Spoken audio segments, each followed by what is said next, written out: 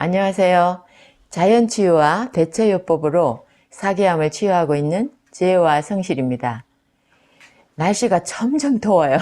낮에는 운동하기가 좀 불편할 만큼 낮에 이렇게 산에 가면 이 땅에서 올라오는 열기 때문에 땀이 엄청 나거든요. 그래서 요즘은 이제 사람들이 다 저녁에 산에 가요. 저녁 식사하고들 산에 가더라고요. 여기는 좀 숲속에 시원한 그늘이 있고요. 그게 이제 그늘막, 숲속이니까 뭐 이런 그늘막이 아니라 그 방충망으로 이렇게 올려놨어요. 여기 저 들마루에. 그래서 거기 딱 들어가서 책 읽기가 참 좋죠. 근데 책값이 참 많이 들어가니까 우리 아들이 제 태블릿에 월회비 한 10,000원 정도의 책을 무한정 읽을 수 있는 회원가입을 시켜줬습니다. 이게 정말 좋아요. 책값이 더 안 들어가니까. 오늘은 제 태블릿을 통해서 읽은 책을 한 권 리뷰해 드릴까 합니다. 이 책을 들 수가 없네요. 태블릿 속에 있어서. 암과 식생활은 엄청난 연관성이 있습니다. 먼저 강의한 내용에서도 중복된 것들이 있습니다만 그만큼 중요하기 때문에 다시 한번 각성하시라는 의미로 올려드릴까 합니다. 이 책의 제목은 건강기능식품 알고 먹자입니다. 우리 암환우들 정말 건강기능식품 안 드신 분들 없을 거예요. 이 책은 윤철경 님이 쓰신 책인데 건강 칼럼니스트로 활동을 하고 있고 질병과 정신건강의 대안적 삶에 관한 글을 각종 언론 사보에 기고해 오고 있다고 합니다. 제가 이 책을 선택해서 읽어본 것은 정말 우리 가족들도 그렇고 이게 나이가 한 50대, 40대, 50대 이상 되면 거의 건강에 대해서 생각을 하고 기능식품을 먹죠. 저도 암 걸리고 나서 기능식품을 정말 많이 먹었어요. 그전에는 밥만 잘 먹으면 된다고 생각을 했고요. 제가 참 무식했죠. 지금 생각하면 참 무식했다 이런 생각이 드는데요. 그런데 먹어도 별로 효과가 없는 것도 있고요. 갑자기 몸이 좋아지는 경우도 있습니다. 다른 사람이 먹고 몸이 좋아졌다고 권해주는 건강기능식품들 내가 먹어도 좋아질까요? 그거는 더 좋아지지 않을 수도 있습니다. 그게 그 건강기능식품의 성분에 따라서 내 몸에 부족한 거면 좋아지는 걸 확 느끼는데 내 몸에 부족하지 않아요. 그러면 좋아진다는 걸 느낄 수가 없죠. 그렇기 때문에 누가 권해준다고 무조건 먹을 건 아니라고 생각을 합니다. 그래서 일단은 이제 제가 이 책 내용에서 먼저 목차대로 한번 말씀을 드려볼게요. 건강기능식품 뿐만 아니라 우리가 먹는 식품에 대해서 여기에 책에 경고하는 게 2가지 있고 그 다음에 건강기능식품의 그 호전반응, 명현반응이라고 하는 거에 대해서도 나오고 있습니다. 일단은 우리 식생활에서 점점 다양해지는 식품 첨가물에 대해서 먼저 말씀을 드리겠습니다. 무절제한 식품 첨가물의 심각성에 대해서 우리는 정말 그거에 대해서 많은 자각을 해야 됩니다. 일본의 경우 화학 합성물은 348종이지만 천연 첨가물 항목에 올라있는 품목이 1051종이나 된다고 합니다. 그런데 지금은 하루하루 이 양은 늘었으면 늘었지 줄지를 않습니다. 계속 새로운 걸 만들어내는 거예요, 사람들이. 물론 천연이라고 해서 무조건 안전하다고 할 수는 없습니다. 선인장의 기생충에서 뽑는 색소처럼 식품 외의 것을 원료로 하거나 식품의 한 가지 성분만을 농축 사용한 것을 다량 섭취해도 독성이 없는 것인지 원재료에 농약 등의 독성이 없는 것인지에 대한 안전성은 확인되지 않고 있는 실정입니다. 그 재료에 대한 안전성마저도 이 첨가물을 만들려면 다 확인이 돼야 되는데 이게 확인이 안 된다고 합니다. 자, 우리가 흔히 먹는 청량음료라고 하죠. 전통음료, 또 주류, 기타 패스트푸드 이런 거에 판매되는 이 식품들은 합성 착색료가 많이 들어갑니다. 우리 생활에 밀접한 식품 첨가물로는 식용색소 황색사호가 있습니다. 황색사호는 우리 몸속에 들어갔을 때 유해 물질을 만들어내면서 뇌에 영향을 미친다고 합니다. 그래서 뭔가를 하고자 하는 의욕을 관장하는 전두엽에 상처를 입히면서 사람을 무기력하게 만듭니다. 우리 전두엽이 망가지면 또 어떤 일이 일어나냐면 사람이 갑자기 난폭해지기도 하고요. 또 브레이크가 안 걸리는 경향이 있습니다. 요즘 묻지마 살인 같은 자기하고 아무 관련도 없는 사람을 죽인다든가, 또 술 마시면서 뭐 정치 얘기하면서 서로 쌈박질을 한다든가, 약간 정신질환적인 사회 문제가 가끔 뉴스에 나오기도 하잖아요. 이게 전두엽이 망가져서 생기는 질환일 수 있다고 많은 책에서 경고하고 있습니다. 그래서 우리가 그 전두엽이 망가지는데 식용색소 황색사호가 상당히 영향이 있다고 하니까 이런 거 청량음료 뭐 비타민 음료 이런 거에도 다 이게 정말 깨알같이 잘 보이지도 않아요. 그걸 카메라로 딱 찍어서 이렇게 확대해서 봐야 보인단 말이에요. 그럴 정도니까 우리가 부지불식간에 입으로 들어가는 게 많지 않은가 생각이 됩니다. 그 다음에 또 우리가 흔히 많이 먹는 어묵이나 맛살이 있죠. 어묵이나 맛살에는 무방부제를 표방하는 몇몇 제품을 빼고는 거의 모든 어묵 제품의 방부제인 솔빈산 칼륨이 들어 있습니다. 방부제가 얼마나 암의 발암 물질인지 아시죠? 그 다음 라면, 모 식품회사의 라면은 무방부제다, MSG 무첨가라고 표기되어 있습니다. 그래서 저도 그 라면을 주로 많이 먹었어요. 그 전에 제가 암 진단 받기 전이었어요. 그렇지만 원재료인 소맥분 자체가 수입품이다 보니까 그 안에 잔류되어 있는 농약에 대해서는 무방비인 상태로 볼 수 있습니다. 특히나 이게 라면은 우리나라에서 해외로 수출했는데 다시 되도록 반품이 됐어요. 되돌아왔을 때 이유가 뭐였냐? 그 라면의 면발 속에 GMO, 그 유전자 변형 물질이 들어있더라는 거예요. 그래서 우리가 아무 생각 없이 먹지만 우리 젊은이들 암 엄청 많이 걸리고 있습니다. 한국에. 이거하고 상당히 관련이 있지 않을까 싶어요. 그 다음 햄, 소세지, 육 가공 제품. 이 제품들은 발색제를 많이 넣습니다. 발색제.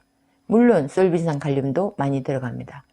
이 발색제, 이것도 발암물질이라는 거 아시죠? 그래서 햄, 소시지 많이 먹는 거 좋지 않습니다. 한번 뉴스에 나왔더니 그걸 또 이게 이 회사, 식품 회사에서 또 항의를 하고 해서 또 그게 일반적으로 먹는 것만큼 가지고는 괜찮다고 또 정정 방송을 하고 했는데 그거 아닌 것 같아요. 조금이라도 먹지 않는 게 좋을 것 같습니다. 그 다음 마요네즈, 케찹, 진간장 우리 많이 먹죠. 정말 많이 먹습니다. 여기에는 보존료가 많이 들어갑니다. 보존료 앞에도 나왔죠. 보존료도 종류가 상당히 많아요. 그래서 어떤 보존료가 들어가든 그거는 암하고 관련이 있습니다. 무방부제 양조간장이라고 해도 기름을 짜고 남은 수입 콩깻묵이 주 원료로 쓰였기 때문에 완전하다고 볼 수 없습니다. 특히 수입콩은 GMO입니다. GMO. 그래서 GMO가 99%라고 하거든요. 그 다음 젓갈류가 있습니다. 우리 많이 먹죠. 우리 김치 담을 때 늘 쓰는 게 그거 저거잖아요. 그게 액젓. 액젓 이렇게 잘 보세요. 향미 증진제라고 쓰여 있습니다. 무방부제나 무색소를 표방하고 있지만 거기에는 L-글루타민산 나트륨, 디솔비톨, 솔비산 나트륨 등의 합성 보존료가 있는 것도 있고 또 그러니까 이게 향미 증진제 이것도 일종의 그 맛을 내기 위한 그런 그 식품 첨가물이거든요. 그래서 이것도 크게 좋을 거 없다고 봅니다. 그래서 지금 여기는 그래도 그 봄에 지난번에 보니까 멸치 싱싱한 걸로 직접 이렇게 액젓을 담더라고요. 그런데 가을에 그걸 내려서 하는 걸 봤는데, 차라리 저도 이제는 제가 직접 밥을 해 먹을 상황이 되면 액젓을 아예 싱싱한 멸치를 사다가 담그려고 생각을 하고 있어요. 좋지 않은 것 같아요. 그럼 안 넣어도 되는데 왜 넣는지 모르겠어요. 그 다음 사탕류가 있습니다. 사탕류 우리 애들 엄청 많이 먹잖아요. 식용색소 다 들어갑니다. 빨간색, 파란색, 뭐 노란색, 초록색, 이런 거. 이 식용색소도 굉장히 애들 ADHD에 관련이 많습니다. 애들이 굉장히 산만해져요. 그렇기 때문에 뭐 학교나 학원 같은 데서 잘한다고 하나씩 사탕 주고 하는 거 결코 좋은 거 아니고요. 우리 애들 귀엽다고 사탕 사주는 거 좋은 거 아닙니다. 그 다음 또 아이스크림 있습니다. 정말 여름 되면 아이스크림 엄청 많이 먹잖아요. 우리 몸속에 들어가 위험한 화학물질의 흡수를 촉진한다고 그래요. 화학물질 흡수를 촉진하는 유화제, 안정제, 알레르기의 원인으로 추정되는 인공 감미료, 착색제. 아이스크림 하나에 7가지 정도의 이게 식품 첨가물이 들어간다고 했습니다. 그러니까 이것도 참, 우리 애들이 엄청 많이 먹는 식품이란 말이에요. 이걸 과연 먹여야 되는지 엄마들 잘 생각을 해 보셔야 될 것 같습니다. 그 다음 잼이 있습니다. 잼도 주로 과일, 백설탕, 구연산 등이 주 원료입니다. 그런데 잼에도 이런 다른 첨가물이 들어가는 경우가 종종 있습니다. 그러니까 잘 보시고 사시고요. 집에서 직접 만들어 드시는 것도 괜찮지 싶습니다. 설탕을 좀 덜 넣고, 이게 이 설탕을 덜 넣기 때문에 당도가 높지 않으면 또 상하거든요. 그래서 그런 걸 먹을 때 약간 덜어서 먹고, 냉동실에 보관을 하거나, 조금 덜어 놓은 건 냉장실에 넣고, 덜어서 먹는 게 좋을 것 같아요. 그 다음 유전자 변형식품에 대해서 말씀드리겠습니다. 지난 40년 사이에 소아암, 그러니까 아이들 암 발생률이 21.3%가 증가했고요. 젊은이들 지금 20대 30대 암 발생률 너무 많습니다. 정말 저는 제가 자식이 있는 부모이기 때문에 정말 본인들은 오히려 철이 없어요. 애들은 암이 얼마나 내 목숨까지 위협하는 병이라는 걸 애들은 잘 몰라요. 부모님들은 애가 다 죽습니다. 그래서 그런 걸 보면서 이게 유전자 변형식품을 우리 애들한테 먹인다는 게 참, 외부에서 먹는 건 그런 게 너무 많거든요. 밖에서 사 먹는 게.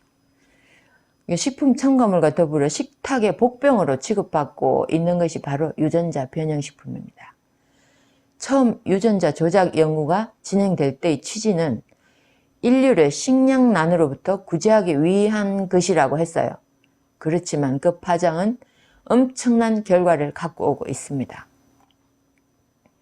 영국의 아르파트 푸차이 박사 연구팀은 렉틴스라는 천연 물질의 유전자를 주입해서 병충해에 강한 감자를 개발한 뒤에 그 감자를 쥐에게 먹였더니 쥐의 성장이 억제되었다는 연구 결과를 발표했습니다. 또 미국 코넬 대학의 연구팀은 유전자 조작 옥수수의 꽃가루가 묻은 잎을 먹은 나비들 중 44%가 죽었다는 발표를 했습니다. 유전자 변형식품을 먹었을 때 어떤 일이 생길 수 있는지 예를 들어보겠습니다. 1998년 8월에 영국 로웨트 연구소의 부스타이 박사의 주도로 쥐에게 유전자 변형 감자를 먹이는 실험을 했습니다. 그러자 쥐의 간, 비장, 흉선 등 면역 형성 관여 기관이 심하게 손상되어서 질병 저항력이 크게 떨어졌습니다. 그 다음에 또 1999년 5월 18일 영국의 의료연합에서 유전자 조작식품의 항생제 내성 유전자가 인체 내 항생제 내성을 키움으로써 건강을 위협할 수 있음을 지적했습니다. 항생제가 잘 들어야 돼요. 그래야 빨리 내 병을 고치는데 어떤 균이 들어왔을 때 항생제의 내성이 강해져 버리면 병이 고쳐지질 않는 거예요. 그 다음 또 2000년 5월 독일 예나 대학 연구팀에서 유전자 조작 유채꽃가루를 먹은 벌의 장 속에서 유전자가 조작된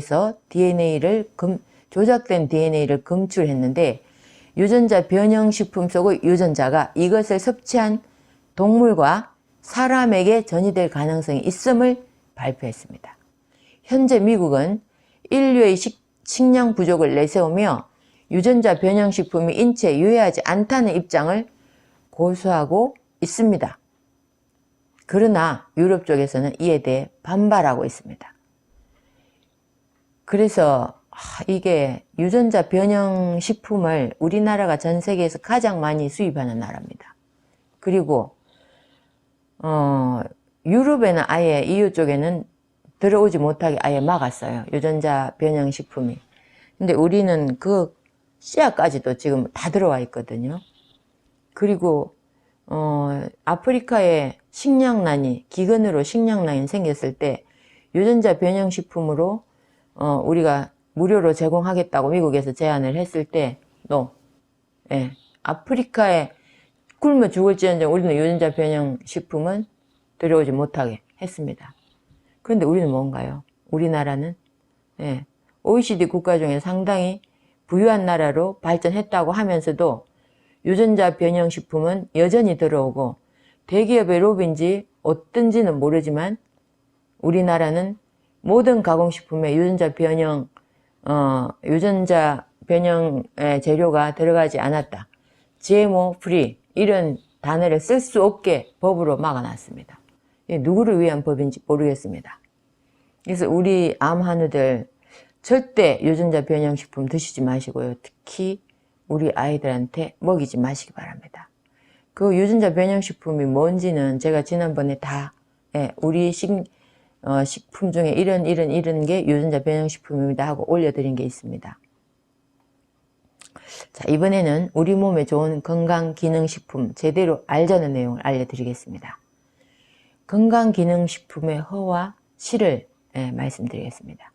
건강기능식품은 단 며칠 만에 병이 낫는 치료약이 아닙니다.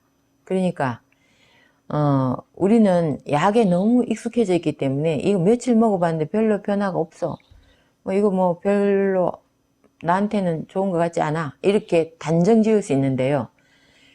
약의 본질은 독이라고 볼 수 있지만 건강기능식품의 본질은 영양입니다.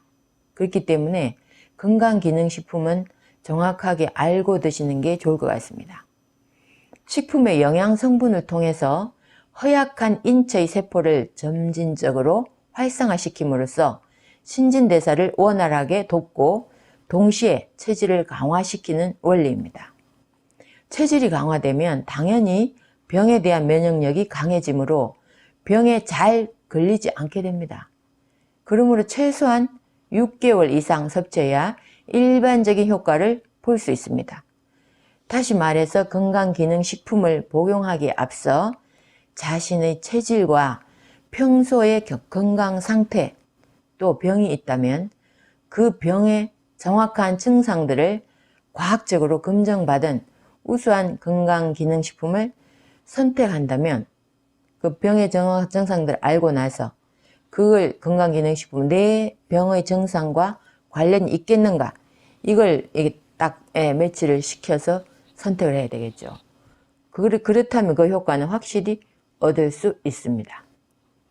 또한 제품 자체가 유전자 변형식품에 의한 가공식품이 아닌 100% 천연 재료로 인위적이고 화학적인 식품 첨가물이 거의 없는 완전한 무독성 자연식품이어야 합니다. 그래야 대체식품으로 각광을 받을 수 있습니다. 그래서 우리가 해외에서 많이들 사 먹잖아요. 그 건강기능식품을 비타민C도 해외에서 사 먹기도 하죠. 또 무슨 우리가 먹는 베르베린이니 뭐 커큐민이니 이런 거 많이 들어오잖아요. 근데 거기에 이렇게 통에 다 보면 GMO 프리나 넌 GMO라고 적혀 있습니다. 그래서 그런 걸 미국에서 와도 적혀 있거든요. 근데 미국은 건강기능식품의 천국이에요. 왜 그런 상황이 발생이 됐냐면 병원비가 너무 비싸요. 그러다 보니까 사람들이 병원 가기 전에 건강기능식품을 먹어서 일단은 내 건강을 좀 올리려고 하는, 병원 가는 게 무서운 거예요. 미국은 암 걸리면 정말 뭐 집이 망할 정도로 돈이 많이 들어요. 그러니까 그렇게 큰 병 걸리기 전에 이런 걸로 좀 저기 하자, 그런 생각이 많다 보니까 건강기능식품이 상당히 많이 팔리고, 동네마다 건강기능식품 판매하는 그 프랜차이즈 같은 그런 그 식품점들도 많이 있어요. 그렇기 때문에 이게 거기서는 그 GMO 프리라는 걸 꼭 표기를 하더라고요. 사람들이 선택할 수 있는 권한이죠. 우리나라는 왜 그러지 않은지 정말 참 안타까울 뿐입니다. 자, 그런데 우리가 건강기능식품을 먹었을 때 명현현상이 나타나는 경우가 많습니다. 명현이 없으면 병이 낫지 않는다고 할 정도로 명현현상은 참 중요한 거라고 하거든요. 건강기능식품을 복용하면서 많은 사람들이 경험하는 것이 바로 명현현상일 것입니다. 한의학에서는 호전 반응이라고도 하는데, 허약하거나 질병으로 인해 균형을 잃었던 몸이 정상화되는 과정에서 일시적으로 증상이 악화되거나 엉뚱한 반응이 나타나기도 하는 것을 말합니다. 그것은 마치 녹슨 수도관을 뚫을 때 막힌 녹가루 덩어리를 떼내는 것과 같은 일종의 진통 과정입니다. 동양의학에서는 명현이 없으면 병이 낫지 않는다라고 할 정도로 오랫동안 알아왔던 병이 낫기 위한 과정으로 이해하고 있습니다. 누구는 명현현상이 심하게 드러나고 누구는 미미하게 지나가지만 어쨌든 일단 명현현상이 나타나면 사람들은 당황하게 됩니다. 이상 증상이 나타나면 일단은 병원을 찾아가 그것이 명현현상인지 알레르기 반응인지를 검사해야 한다고 합니다. 그런데 의사 스님들이 명현현상에 대해서는 잘 몰라요. 그래서 다 그거 명현현상인데도 그 알레르기 반응이라고 얘기를 하는 경우가 많더라고요. 그래서 알레르기 반응이라고 판단되면 즉각 건강기능식품 복용을 금지해야 하고, 명현현상인 것으로 밝혀지면 복용량을 조절해가면서 꾸준히 복용하는 방법이 옳습니다.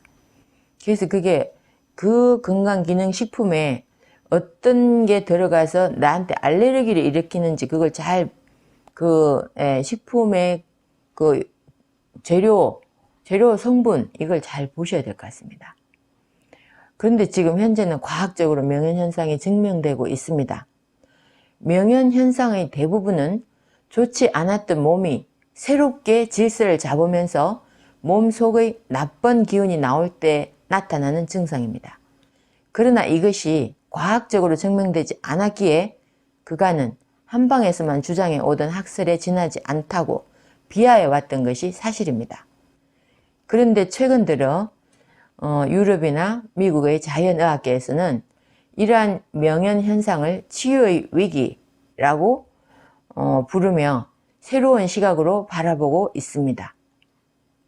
이 말은 치유 과정에서 중단을 하게 될지도 모르는 위기의 순간을 말하는 것으로, 실제로 이 위기를 잘 견뎌야 질병으로부터 건강을 지켜나갈 수 있다는 뜻입니다. 몸에 명현현상이 나타나는 것은 현재의 치료법이 잘 듣고 있다는 뜻으로 받아들일 수 있습니다. 반면에 명현현상이 나타나지 않을 때는 몸이 반응하지 않는 것이므로 치료법을 바꿔야 할 필요가 있을 수도 있습니다.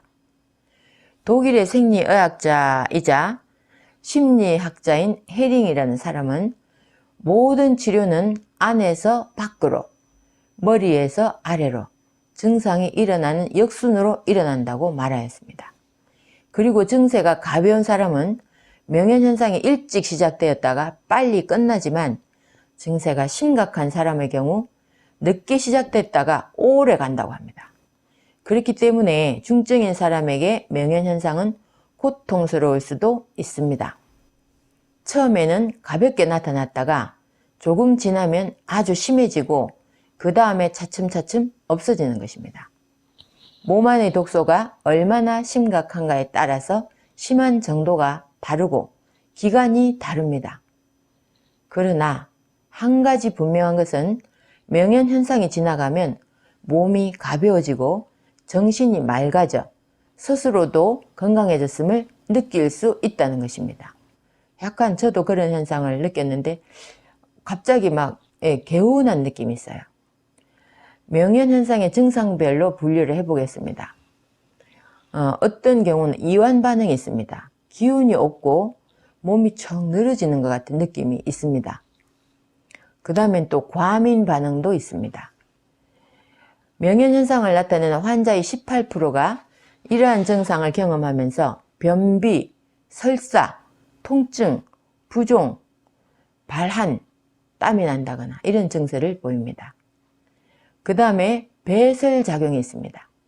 체내에 쌓여있던 노폐물과 독소, 중금속 등이 분해돼서 땀이나 소변, 피부 등으로 배출되면서 생기는 증상입니다. 이때 이게 막 독소가 나올 때는 소변에서 냄새가 굉장히 좀 안 좋아요. 변에서도 냄새가 안 좋게 나타날 수도 있습니다. 피부에 울긋불긋한 발진이 돋거나 눈곱이 끼고 여드름이 심해지고 습진이 생기며 온몸이 가렵기도 합니다. 약 10%에서 이러한 증상이 나타난다고 합니다. 그 다음 소화 기능이 약하거나 이상이 있으신 분들, 이런 분들은 명치 끝이 갑갑해지고 뜨거워지며 음식을 먹을 때 통증이 오기도 하고 혹은 속이 드부룩하며 구토 증세가 생길 수도 있습니다.